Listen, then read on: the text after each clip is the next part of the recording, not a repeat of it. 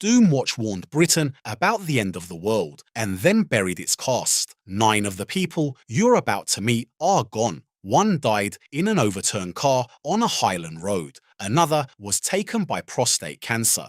A third died abroad, and nobody ever said why. Number 1.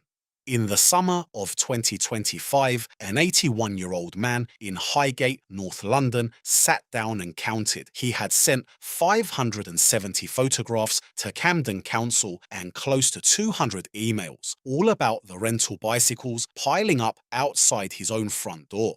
His doctor wrote to the council on his behalf because the stress was making him ill. That man was Robert Powell. On Doomwatch, he was Tobias Wren, the young scientist with the anxious eyes who ran towards danger while older men argued. Salford made him. He was born there in June 1944, the son of Kathleen and John Wilson Powell, and the younger brother of a boy called Harry. Manchester Grammar School took him in, and Manchester University offered him law, which he left to act. Repertory in Stoke-on-Trent came first, then came Doomwatch, and inside 13 episodes, he was a face the whole country recognised. He left after one series, and he left on purpose. Speaking to a student newspaper in Leeds in March 1971, while he was rehearsing Hamlet, he explained it without decoration. "I was bored," he said. "No, that is an awful thing to say. Let us say that it was not making me a better actor, and if I did another series, it would only have been for the money." A full year after the program had finished with him, strangers were still stopping him in the street and calling him Toby Wren. What followed was one of the strangest careers in British television. Franco Zeffirelli cast him as Jesus of Nazareth in 1977, which was remarkable for a man whose Doomwatch face had already been described by one critic as looking like a haunted parking meter. He played Richard Hannay in The 39 Steps. Best Actor at the Paris Film Festival followed for Harlequin, and Best Actor at Venice for Imperative.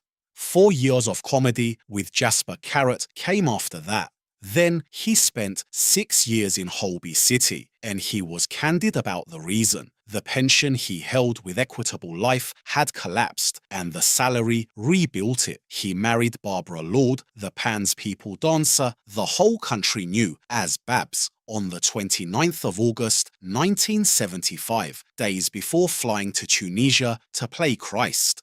Their son Barney arrived in November 1977, and their daughter Kate in 1979. Babs later spent 10 months at sea in the BT Global Challenge, broke her nose, cracked her ribs, and raised more than £60,000 for charity.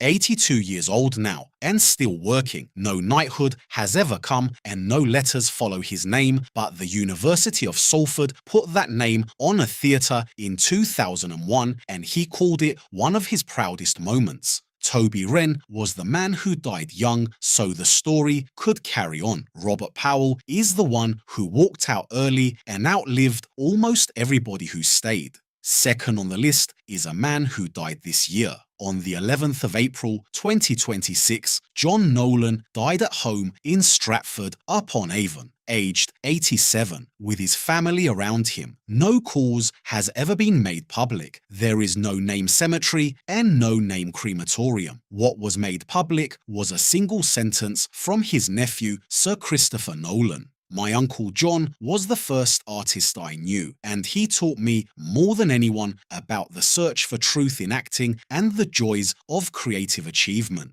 In Doomwatch, he was Jeff Hardcastle, the eager young investigator brought in to fill a dead man's chair.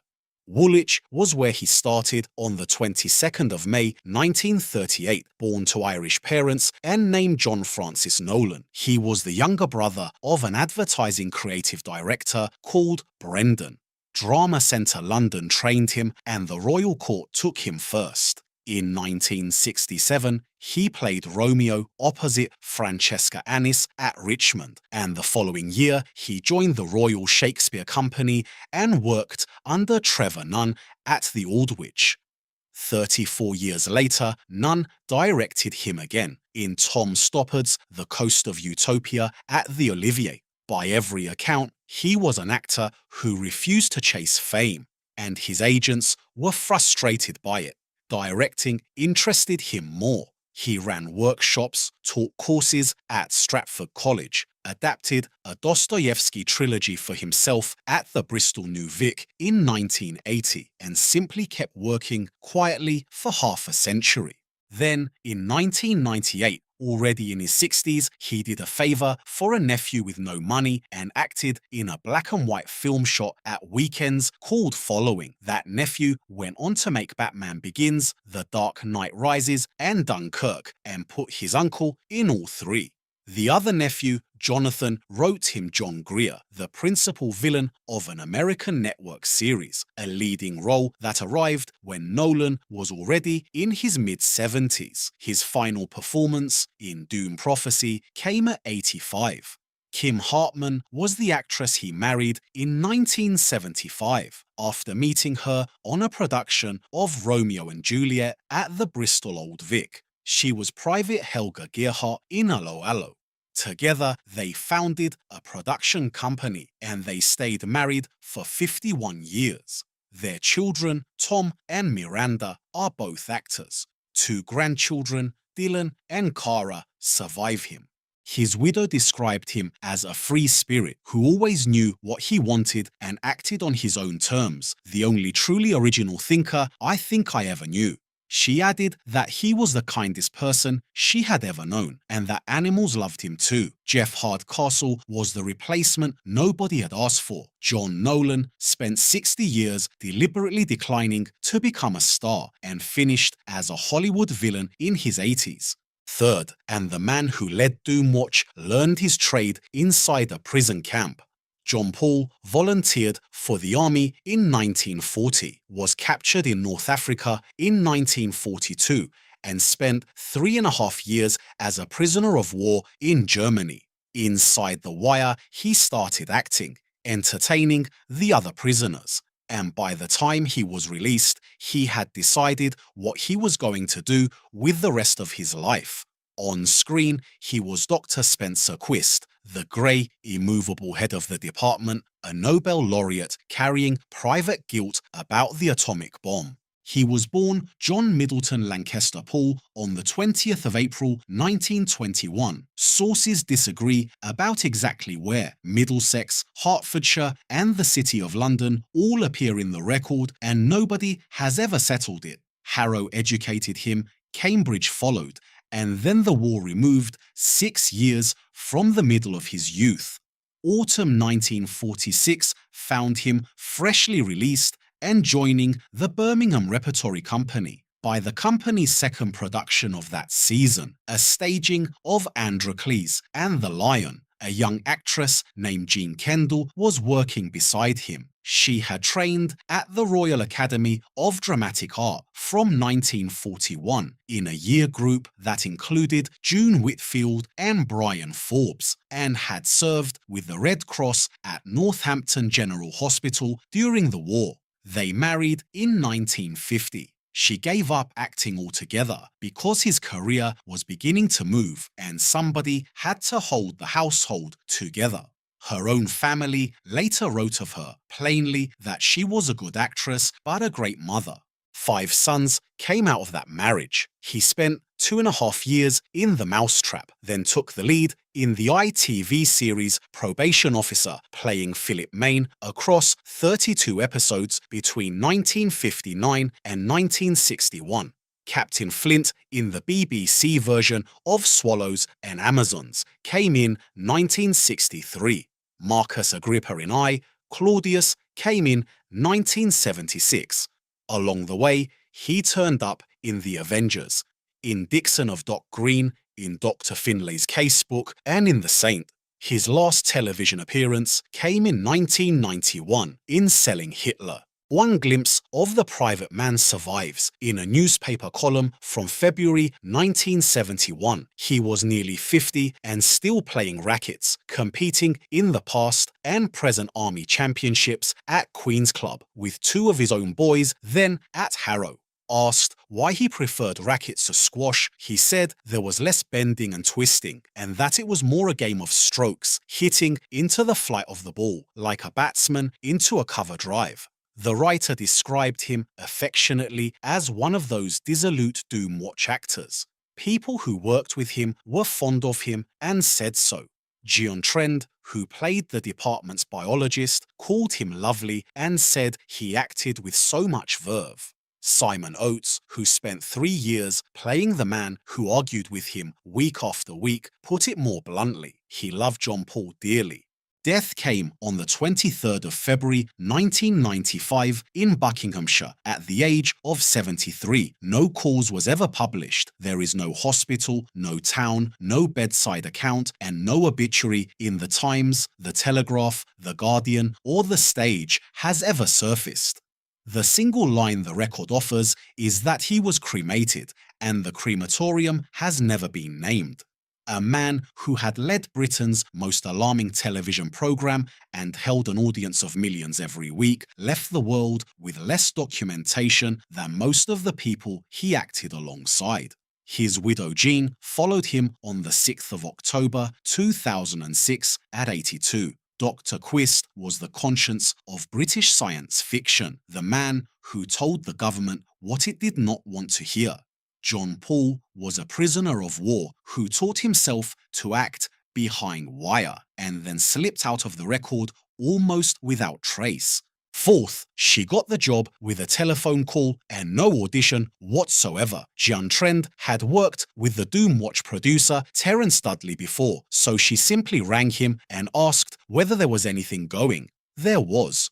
No audition, she said years later. None of the writers or directors had ever heard of me. That would not happen nowadays. Nobody handed her a character breakdown either, so she built Dr. Faye Chantry out of her own imagination, only discovering later that the woman was supposed to have a daughter. Faye Chantry was the department's biologist, the calm one who had to deliver the science while everybody else shouted. Uxbridge was where she was born, in 1935, into a musical family. She trained at the Italia Conti Academy in London, rather than a conventional drama school, learning acting, dance, and song together. Repertory followed, including a company at Westcliff-on-Sea, and in 1956 she was principal boy in Mother Goose at the Palace Theatre in Manchester, opposite the comedian Al Red. Television found her at ATV, where she played Nurse Anne Webb in Emergency Ward 10, and her face was familiar long before Doomwatch existed. She was fond of the programme, and fonder still of the man who created it. Kit Pedler, she said, was an absolute genius, and she remembered that he was deeply concerned about water conservation. I have passed that down to my children, she said, who have passed it on to theirs. The friendship that lasted was with Joby Blanshard, the actor who played the department's laboratory man. He and his wife Isabel became, in her words, really great friends, and the pair of them stood as godparents to her son. Warmth ran out when the film came along. Producers took a successful television program and handed the leading roles to strangers. We did think it was rather strange. She said that there had been this highly successful television program, and it was being handed over to complete strangers. Her career simply refused to stop. The Bill, EastEnders, One Foot in the Grave, Doctors, Casualty, Doc Martin, Law and Order UK, This Country, and a Sky series with Maisie Williams called 2 Weeks to Live. Her last credited screen role came in 2022 in 10% when she was 86 years old. Count it properly, and that is a screen career of 63 years. Watching the episodes again, 44 years after making them, undid her slightly. She said she simply sat there absolutely stunned and then put her finger on why. I was the one who had to deal with all the science. She turns 91 this year. No death record exists for her anywhere. No interview has appeared since 2015, and where she lives now has never been published. Faye Chantry was the woman who had to explain the catastrophe to everyone else. Chantry is the one who was never given a single note about her and work the whole character out for herself. Fifth on the list, and this one comes with a story about James Bond. Simon Oates auditioned for the part in 1971 and got a round of applause from everybody in the studio. Cubby Broccoli was talking terms with his agent, then the telephone rang. "Sorry, Simon," Broccoli said, "Sean is coming back." Connery returned for Diamonds Are Forever, and Oates went back to work. His name appears again on the short list 2 years later before Roger Moore was confirmed, and by then he was booked elsewhere. "When the next one came up, I was working," he said, "so I lost Bond." Dr. John Ridge was the department's field man, the sharp, scarf-wearing operator who charmed his way into places he had no business being.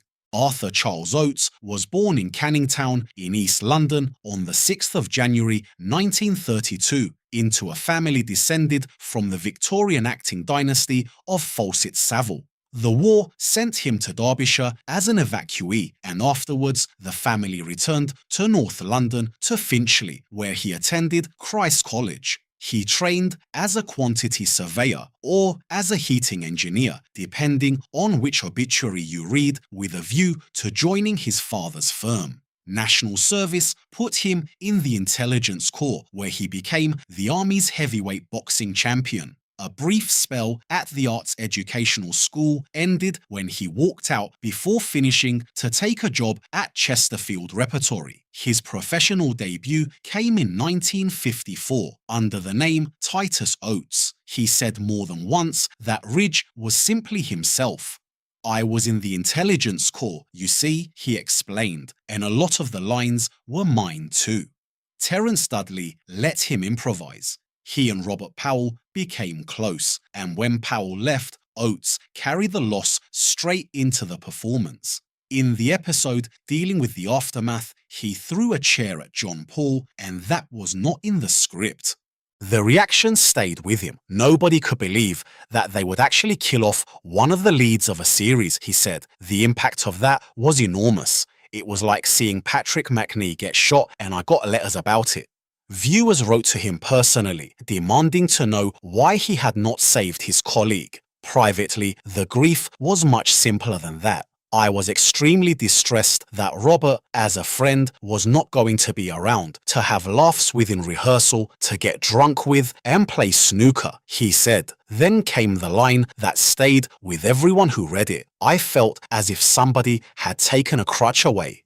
Eventually, he left the series himself, and he was clear about why. The writers, he felt, had stopped writing for the actors and started writing for names on a page. "It was when you had to fight a change in your character to make the story work," he said. "I could not compromise, and that is why I left." About the 1972 film, he was savage. He was ashamed he had ever done it, he said, and he really should have said no, but they offered me so much money. His part had gone to Ian Bannen, a man he liked very much.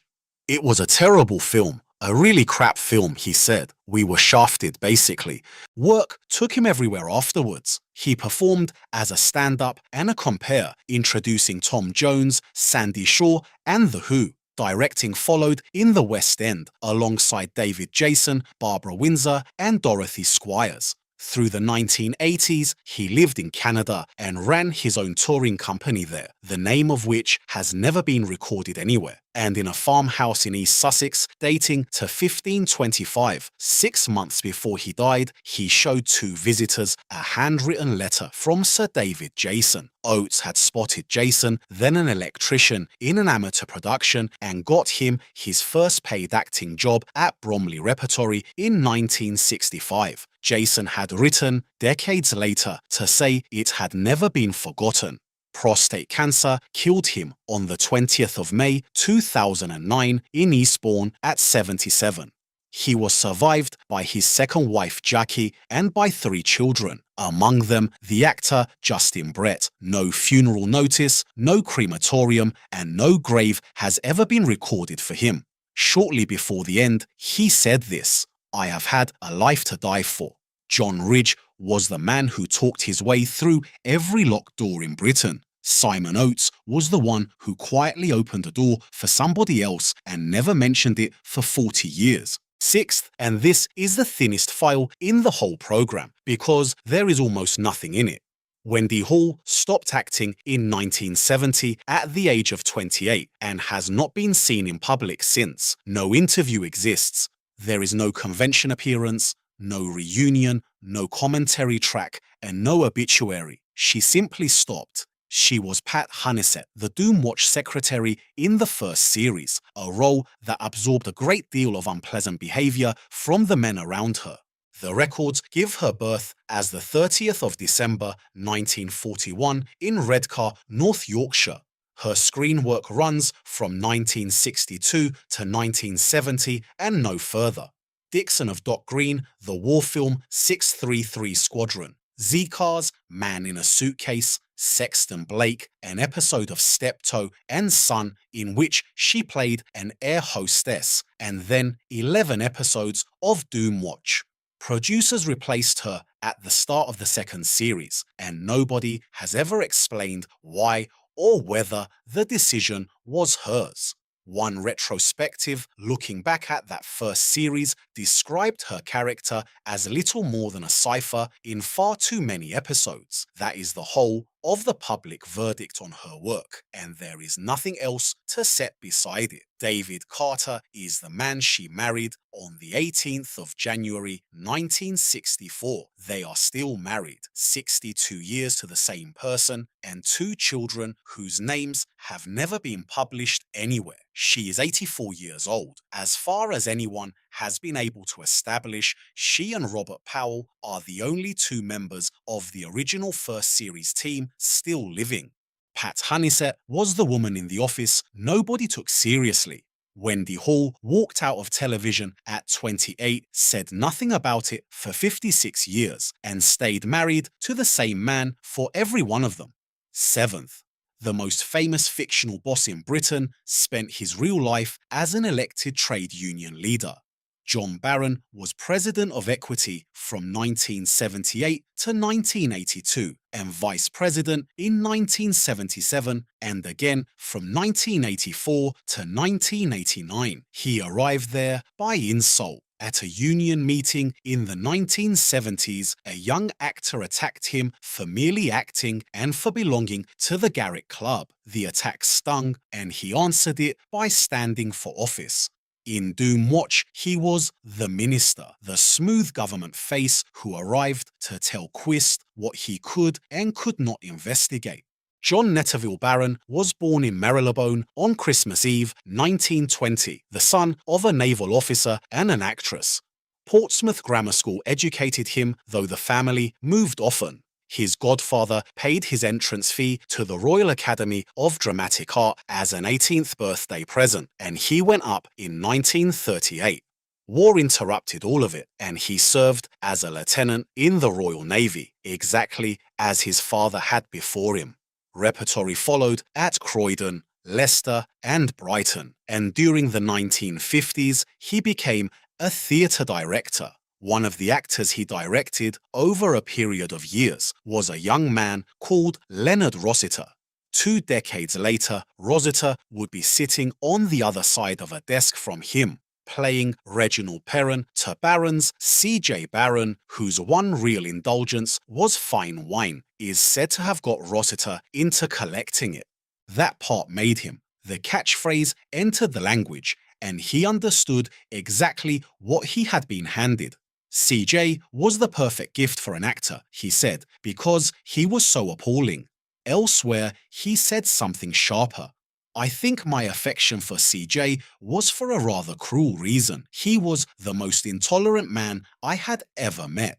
The rest of the career was a procession of pompous authority, a dean in all gas and gaiters, an assistant chief constable in Softly Softly, a judge in Crown Court for 9 years, then a vicar in Potter, Sir Desmond Glazebrook in Yes Minister, a deacon in Whoops Apocalypse. On stage, he ran for years in the West End, in Lend Me a Tenor at the Globe, and in Beyond Reasonable Doubt at the Queen's, and played Gonzalo in The Tempest at the Old Vic in 1988. 3 marriages, and he outlived every one of them. The actress Joan Sterndale Bennett came first, and that marriage ended quickly in divorce. Joan Pert came second, and she was with him for 40 years until she died in 1989. The actress Helen Christie came third, and she died in 1995. He had no children of his own, but 2 stepdaughters, one from each of the later marriages, and both of them survived him.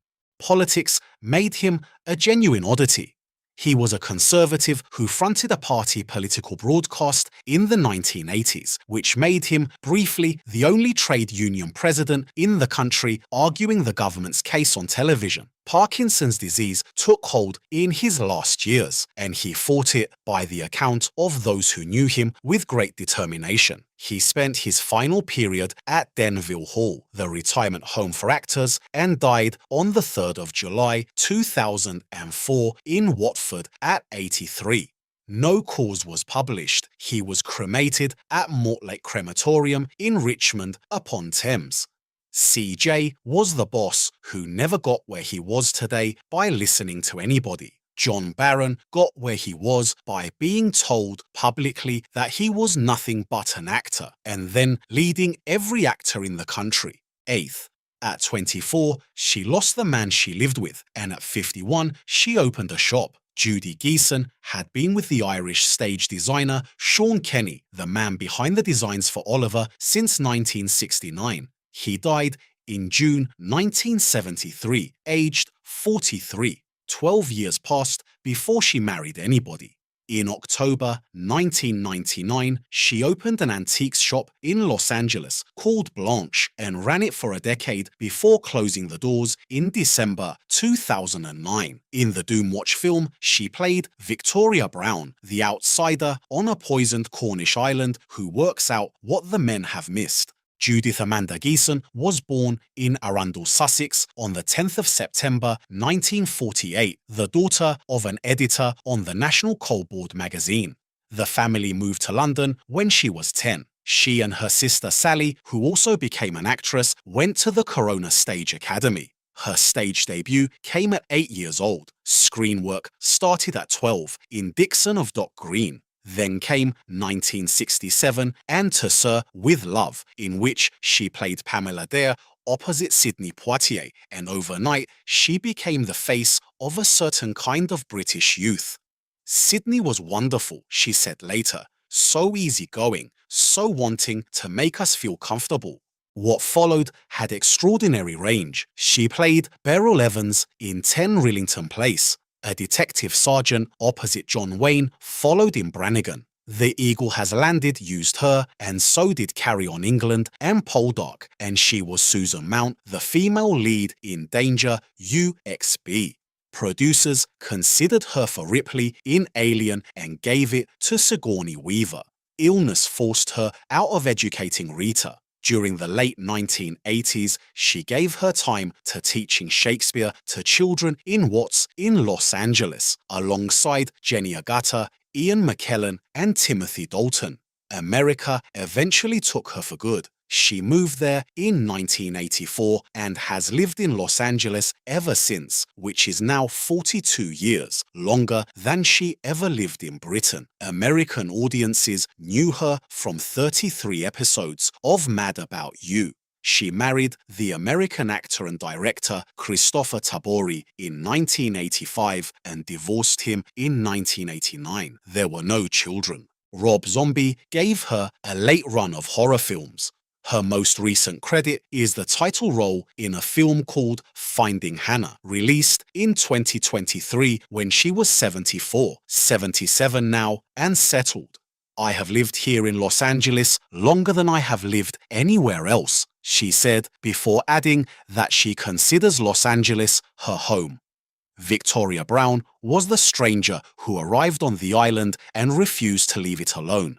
Judy Geeson was the 60s girl who left the country that made her famous and never came back to live in it. Ninth, and this is the hardest death in the whole story. On the 3rd of November 1999, a car overturned on a straight stretch of road near Whitebridge on the eastern side of Loch Ness, a place known locally as the Knockies Strait. Ian Bannen was in the passenger seat. His wife Marilyn, then 53, was driving. She was airlifted to hospital with minor injuries. He was pronounced dead at the roadside at 71. In the Doomwatch film, he was Dr. Del Shaw, the investigator sent alone to a Cornish island where the villagers had begun to change. Ian Edmund Bannen was born in Airdrie, Lanarkshire, on the 29th of June 1928, the only son of a solicitor named John James Bannen and his wife Agnes Clare Galloway. Raised a Roman Catholic, he was educated by the Jesuits at St. Aloysius College in Glasgow and afterwards at Ratcliffe College in Leicestershire, and he did his national service as a corporal in the army in Egypt. His stage debut came in 1947, aged 19, at the Gate Theatre in Dublin. 4 seasons at Stratford followed, beginning as a spear carrier, and by 1961 he was an original member of the Royal Shakespeare Company, playing Iago, Mercutio, Orlando, opposite Vanessa Redgrave and Hamlet. Kenneth Tynan called his Hickey in The Iceman Cometh Perfect. Films came next, more than 50 of them. He was nominated for an Academy Award for The Flight of the Phoenix in 1966, the first Scottish actor ever nominated for an Oscar. BAFTA nominations arrived for The Offence and for Hope and Glory. Gandhi used him, and so did Braveheart. A BAFTA Scotland Lifetime Achievement Award came in 1996, and in 1998, at 70, he played Jackie O'Shea in Waking Ned Devine and won a Screen Actors Guild Award for it, the biggest international recognition of a 52-year career, arriving right at the end of it. A Glenfiddich Award followed in 2000, after he was dead.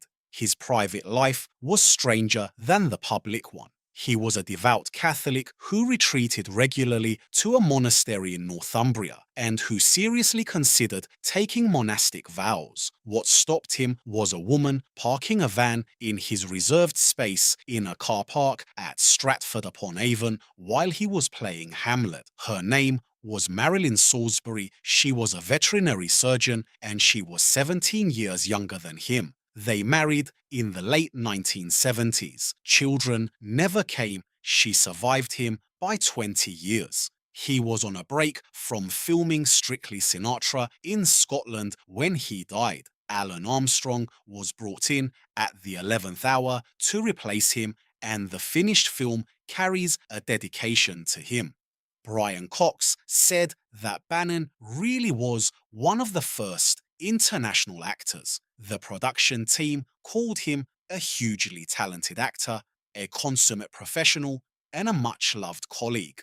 Kilchwyman Burial Ground at Fort Augustus in Inverness Shire holds him now, a few miles from the road that killed him. Marilyn was laid with him when she died in 2019. Their headstone reads, "Together eternally." Del Shaw was the man sent to an island to find out what had gone wrong there. Ian Bannen was the man who almost gave the world up for a monastery and lost it instead on a Highland strait. Which of these deaths landed hardest for you? And did you know any of them before today? Leave a comment and tell me which name stopped you. 10th. In January 1953, Joan Littlewood's theatre workshop opened at the Orme Theatre Royal, Stratford East for the very first time, with a production of Twelfth Night. Playing Sir Toby Belch was a Yorkshireman named Joby Blanshard.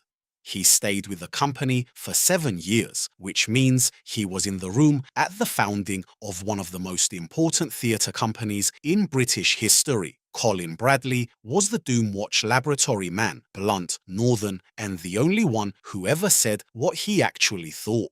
John Henry Blanshard was born in Beverley in the East Riding of Yorkshire on the 7th of November 1919, the son of a railway worker, and was educated at Archbishop Holgate's Grammar School in York. The West End had him at the Apollo in 1956 and again in Eugene O'Neill's The Iceman Cometh in 1958. Television used him narrowly. He played policemen over and over, including 3 separate constables and a works manager across 4 different visits to Coronation Street between 1961 and 1982. Colditz used him. So did the brothers when the boat comes in and a horseman riding by. He appears in Alfred Hitchcock's Frenzy, uncredited as a man in a crowd. Doomwatch was the exception, and he was its constant, 32 episodes across all 3 series, plus the film. Only John Paul appeared more often than he did. The life away from the camera was the interesting one. His first marriage to an American woman named Carolyn Maldarelli in 1949 lasted 4 years. In 1956, he married the Scottish folk singer Isabel Sutherland, a serious figure in the post-war folk revival and a specialist in Gaelic mouth music, who recorded vagrant songs of Scotland for Topic Records. Together, the two of them became collectors, travelling the northeast of Scotland recording traditional singers, and the tapes went into a folk archive. They had 2 children, one of whom, Ken, has spent years putting his mother's recordings online. Jean Trend remembered the pair of them warmly. Joby and Isabel, she said, became really great friends, and they stood as godparents to her son. Isabel died in 1988. He gave up acting after a small part in First Among Equals in 1986 and died at Rotherfield in East Sussex on the 26th of November 1992 at 73. No cause of death was published. There was no obituary in any national newspaper either. His memorial record carries 3 words: burial details unknown, and no cemetery or crematorium has ever been identified. Colin Bradley was the man in the white coat who never got the glory. Joby Blanshard stood at the birth of modern British theatre and left the world without so much as a paragraph in a newspaper.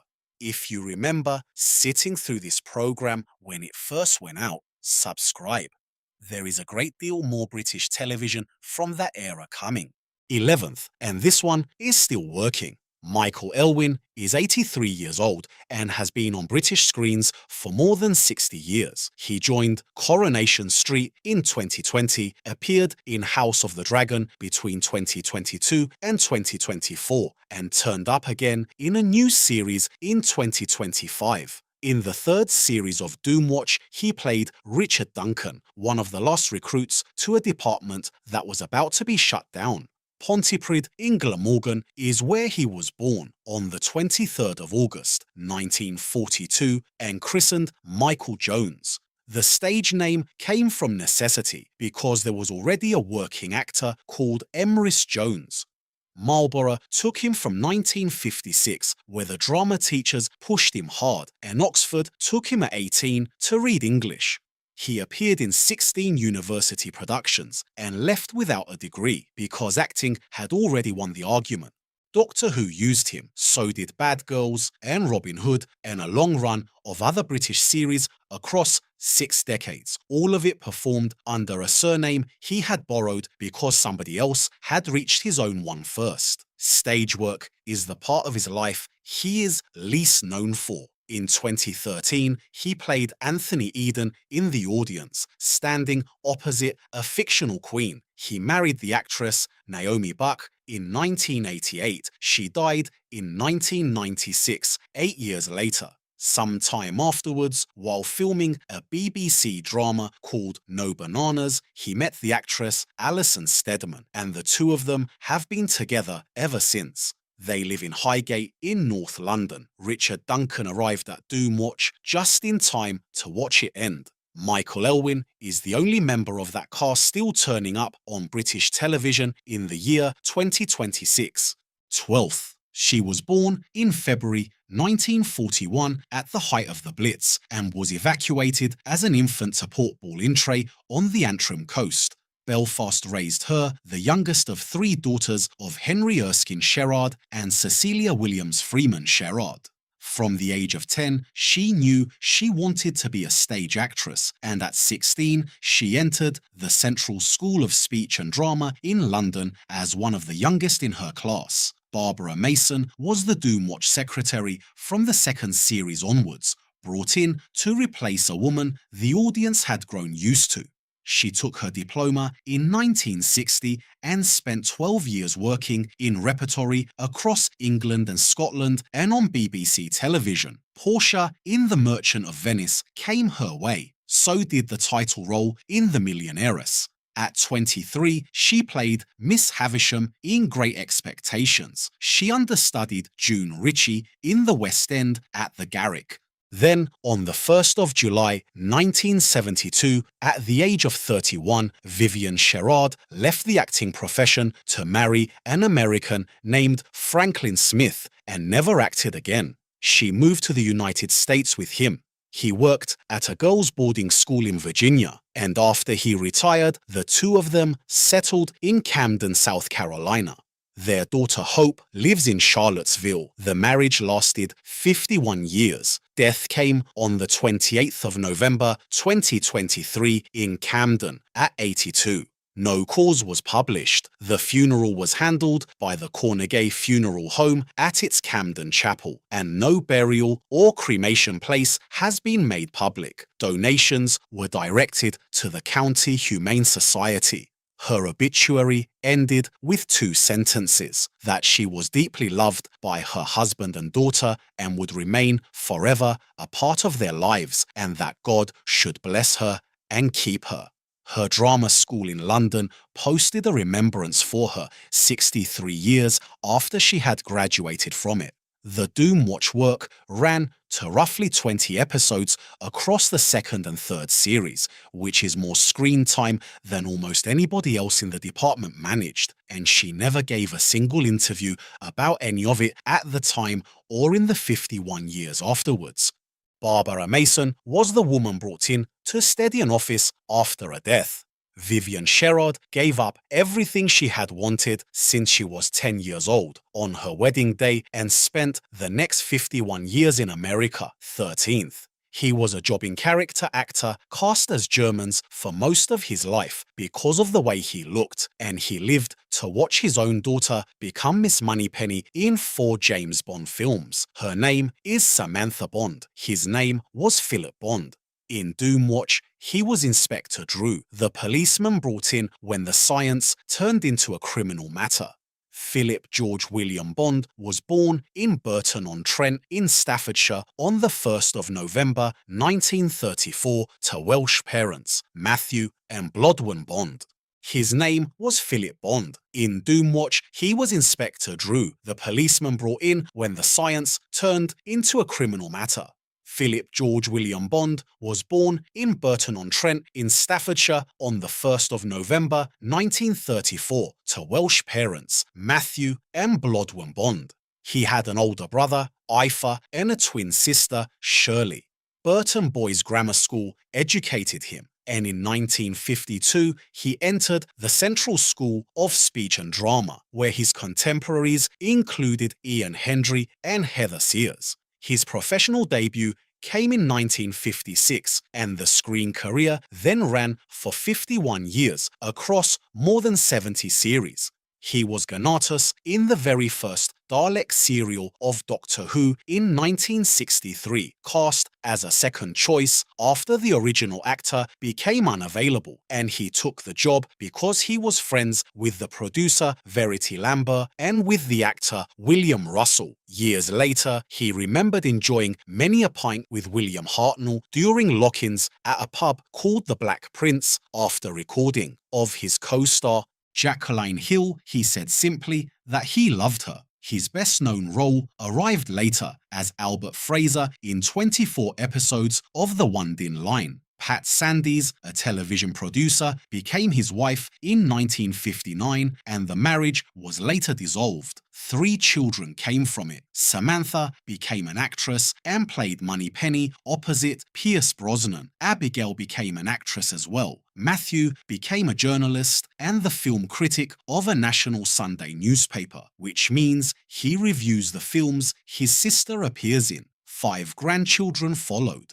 Philip Bond died suddenly on the 17th of January 2017, age 82, while on holiday in Funchal on the island of Madeira. No cause was ever released. There is no funeral, burial, or cremation record published anywhere. He was survived by his long-standing partner, Elizabeth, by his 3 children, and by his grandchildren. In his final years, he had been doing voice work for audio dramas. Inspector Drew was the outsider who turned up when the science became a crime. Philip Bond spent 50 years playing other people's Germans and raised a Bond girl, a second actress, and a film critic, 14th and last. In 1960, a new play by Robert Bolt opened, and the part of Richard Rich, the ambitious young man who purges himself to destroy Thomas More, was created by an actor from Dorset named John Bown.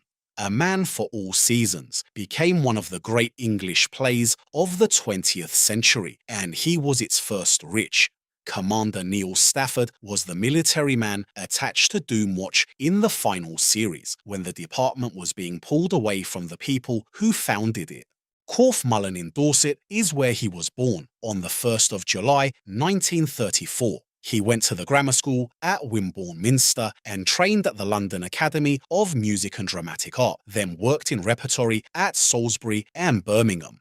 In 1958, he played Jack Hunter in the British premiere of Tennessee Williams's The Rose Tattoo and Bricking Cat on a Hot Tin Roof. Between 1976 and 1979, he was a member of the Royal Shakespeare Company, appearing in 16 productions. And in 1977, he wrote and performed a one-man show called Half an Hour, Please, which Judi Dench designed for him. Staying in front of the camera never entirely satisfied him. He directed a short film and then a feature called Monique in 1970, which starred his own wife in the title role. Sibylla Kay, an actress, had become his wife in 1960, and they were still married 57 years later when he died. 2 children came from that marriage. Late in life, he wrote a novel. Aquarius Dawning was published in September 2011 when he was 77 years old. He died in Hampstead in London on the 5th of November 2017 at 83. No cause was published, no funeral was reported, no burial or cremation place was recorded, and no national newspaper printed an obituary for him. Neil Stafford was the officer sent to watch a department the government no longer trusted. John Bown created a role that has been played ever since by men who never learned his name. 38 episodes were made. 14 of them no longer exist. Neither do 9 of the people who made them.